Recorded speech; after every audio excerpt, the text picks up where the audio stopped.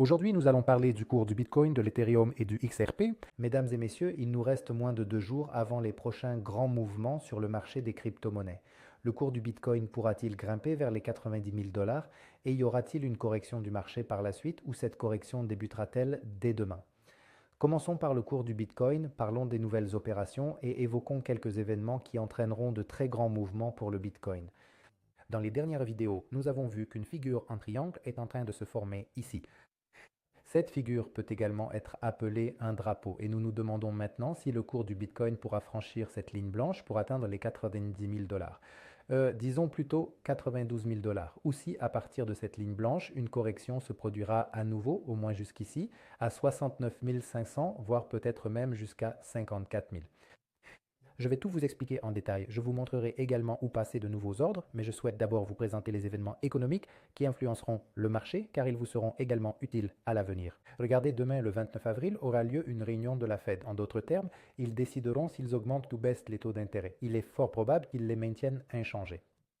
Ensuite, il y a la conférence de presse de la Fed. Vous voyez ici, c'est la conférence de presse et lors de cette conférence, ils diront probablement qu'il est probable que l'inflation augmente dans les mois à venir car nous avons eu les chiffres de l'inflation pour le mois de mars. Les données sur l'inflation pour avril ne seront publiées qu'en mai, c'est-à-dire après la réunion de la Fed, mais la Fed dira très probablement qu'en raison des événements actuels entre l'Amérique et l'Iran, il y a une très forte probabilité que l'inflation augmente. Cela signifie très probablement un événement négatif pour le marché des crypto-monnaies, ce qui veut dire que la journée de demain sera volatile. La prochaine réunion de la Fed n'aura lieu que le 17 juin, ce qui signifie qu'il n'y aura pas de réunion en mai. De plus, après la conférence de presse de la Fed du 29 avril, les rapports trimestriels des entreprises américaines continueront d'être publiés. Ces entreprises américaines ont une très forte capitalisation boursière, ce qui laisse présager une certaine volatilité. Ce sont d'autres événements qui sont également importants. Ces entreprises ont aussi une forte capitalisation boursière et les rapports trimestriels se termineront vers la fin mai. Mais j'ai mis en évidence pour vous les entreprises les plus importantes, c'est-à-dire les jours où le marché sera assez volatile, mais le jour le plus volatile sera le 29 avril, c'est-à-dire demain soir, selon l'endroit où vous vivez, bien sûr. Regardez, ce qui nous intéresse, c'est de savoir quelle direction va prendre le cours du Bitcoin, à la hausse ou à la baisse. Autrement dit, allons-nous atteindre les 92 000 dollars ou assister à une cassure à la baisse prochainement? Observez ce qui s'est passé ici. Le cours du Bitcoin a chuté en sortant de cette configuration. Voici un exemple théorique du fonctionnement de la figure en drapeau. Vous voyez le cours baisse, forme un drapeau, puis il baisse à nouveau. Voici un autre exemple de drapeau et voici un exemple de triangle. C'est la même situation. Le cours chute, forme un triangle, puis chute à nouveau. C'est-à-dire que dans la plupart des cas, disons à 75 ou 80%, le cours après une telle formation baisse, mais il existe une faible probabilité qu'il remonte et l'objectif se situerait aux alentours de 92 300. Mais pour qu'il remonte, souvenez-vous, je vous l'ai dit, vous devez surveiller cette ligne blanche car cette ligne blanche est à la fois une ligne de retournement et une ligne de cassure à la hausse. Si vous n'avez pas de nouvelle position, par exemple, vous devez observer une consolidation du cours ici, car si la consolidation du cours se fait ici, au-dessus de cette ligne blanche, c'est-à-dire quelque part au-dessus de 79 000 dollars, entre 69 000 et 80 500, si vous ne voyez pas de consolidation du cours ici, la probabilité d'une correction est très élevée. C'est d'ailleurs ce qui est en train de se produire. Vous voyez, le cours du Bitcoin est reparti à la baisse depuis cette ligne blanche. Il a également franchi cette ligne violette. Dans mes dernières vidéos, je vous ai dit que si le cours venait à se stabiliser sous cette ligne violette, c'est-à-dire, disons aujourd'hui, vous voyez, il est en dessous de la ligne violette, si demain il se maintient également en dessous, alors la probabilité d'une correction augmente encore et dans ce cas, le prochain objectif se situe aux alentours de 70 500 ou 69 800. Donc, c'est ici que tout va se jouer, que va se jouer à nouveau. Soit il repart à la hausse, soit il finit par franchir cette ligne violette pour descendre vers les 55 000 dollars. Enfin, disons plutôt les choses ainsi. Si l'on observe une consolidation du cours ici, alors la probabilité d'une correction est très élevée. Enfin, je veux dire en direction des 55 000 dollars. Si nous observons une consolidation du cours ici, alors la probabilité de hausse sera également très élevée. Donc, si jamais une correction survient, le premier objectif est de 55 750 dollars. Le deuxième objectif se situera par ici, entre 45 000 et 40 000, peut-être 39 500. Quant à l'objectif final, c'est ici. Mais pour l'instant, je ne me baserai pas sur les 30 000 dollars.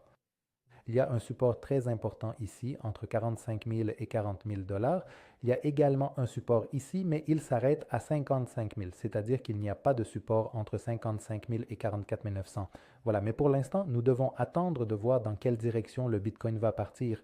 C'est-à-dire que soit nous voyons une cassure ici et il faut alors attendre une consolidation, soit nous voyons une cassure ici et dans ce cas, il vaut mieux attendre une consolidation ici pour, disons, prendre une position short. On peut essayer de prendre une position short dès maintenant, mais il vaut mieux placer un stop loss.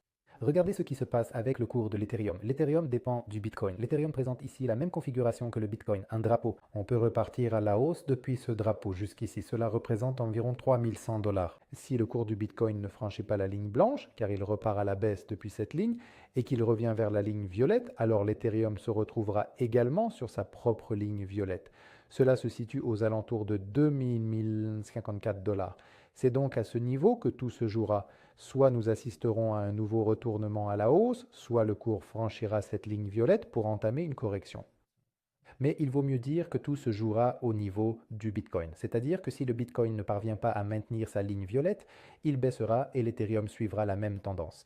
Dans ce cas, les objectifs à la baisse pour cette configuration sont de 1480 dollars, puis environ 750, peut-être 760 dollars. Comme je vous l'ai dit dans mes dernières vidéos, ces lignes vertes correspondent au niveau de support. Je vais zoomer dessus. Qu'est-ce que cela signifie? Si le cours du Bitcoin tombe à 45 000 dollars, l'Ethereum devrait se stabiliser aux alentours de 1082 dollars. Vous pouvez prendre une photo. Au fait, n'oubliez pas de vous abonner et de liker cette vidéo, ça m'aiderait beaucoup. C'est pourquoi ces lignes vertes sont des lignes de retournement potentiel à la hausse si jamais une correction survient. Regardez ce qui se passe avec le cours du XRP. Le XRP est en train de former ce triangle. De plus, le XRP dépend du Bitcoin. Le Bitcoin, depuis sa ligne blanche, c'est-à-dire sa ligne de résistance, est actuellement en train de baisser.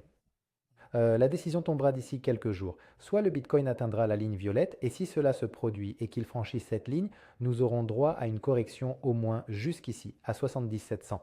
Il est possible que le XRP chute encore plus bas, mais cela nécessiterait une correction plus importante du Bitcoin. L'objectif suivant se situerait donc ici à 4800. Ces lignes vertes représentent des zones de retournement haussier potentiel pour le Bitcoin. Je vais faire un zoom dessus. En attendant, n'hésitez pas à liker, partager cette vidéo et vous abonner si ce n'est pas déjà fait. C'est-à-dire que, disons, si le Bitcoin descend à 50 000 dollars, le XRP atteindra alors 80-100. Ou disons que le Bitcoin descend à 40 000, alors le XRP se situera entre 56 et 57 100. Si jamais nous voyons demain une réaction positive à la décision de la Fed et que le Bitcoin franchit sa ligne blanche, c'est-à-dire sa ligne de cassure à la hausse, alors le XRP franchira très probablement lui aussi sa ligne blanche ici. 1,52 $, 1,55 $, il y a encore une ligne de résistance ici et l'objectif se situerait quelque part par là. Cela représente environ 2 dollars et 6, peut-être 5 cents. Je le répète, la réunion de la fête demain est capitale. La conférence de presse qui suivra sera cruciale. Ils aborderont sûrement les tensions entre les USA et l'Iran. Il faudra surveiller la réaction du marché qui sera sans doute négative. Ensuite, mais il y a les rapports trimestriels des entreprises américaines et le lendemain, c'est-à-dire jeudi, est également très important. Le taux de change pourrait connaître une volatilité bien plus marquée. Il pourrait soit commencer à baisser, soit continuer à monter, voire changer complètement de direction. C'est tout à fait possible. C'est pourquoi ces 2 jours, mercredi et jeudi, sont cruciaux. Prenez soin de vous, n'oubliez pas de liker, abonnez-vous si ce n'est pas déjà fait. À bientôt, salut!